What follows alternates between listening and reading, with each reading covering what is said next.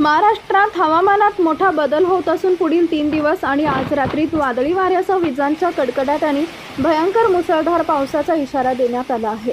विदर्भ आणि मराठवाड्यातील या 5 जिल्ह्यात पावसाचा रेड अलर्ट जारी करण्यात आला आहे। मराठवाड्यातील अनेक भागांना उष्णतेच्या लाटेंचा तडाखा बसत आहे, तर दुसरीकडे राज्यातील या 5 जिल्ह्यांना आज रात्री आणि उद्या वादळी वाऱ्यासह अवकाळी पावसाचा इशारा देण्यात आला आहे।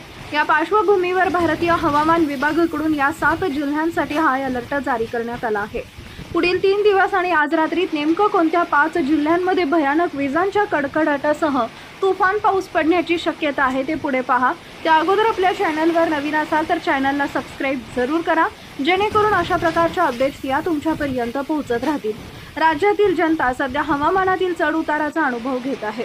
मार्च महिन्यात रणरणत ऊन होतं, पण शेवटच्या आठवड्यात हवामानात मोठा बदल झाला। सर्वत्र अवकाळी पावसानं हजेरी लावली। या पावसानं वातावरणातील उकाडा कमी झाला, पण शेतातील पिकांचं मोठं नुकसान झालं। आज पहाटे राज्यात अनेक ठिकाणी पावसानं हजेरी लावली।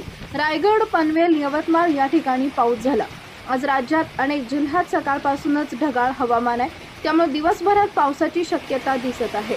अचानक झालेल्या या बदलानं उष्णता काहीशी कमी झाली आहे, मात्र जर पाऊस झाला तर शेतातील पिकांना नुकसानकारक ठरणार आहे। पुण्यासह राज्यात आज वादळी वाऱ्यासह पावसाची शक्यता आहे। सोलापूर आणि मराठवाड्यातील काही भागात पावसाचा अंदाज आहे। सोलापूर, लातूर, धाराशिव, नांदेड जिल्ह्यात आज तुरळक ठिकाणी गारपिटीची शक्यता असल्यानं येलो अलर्ट जारी करण्यात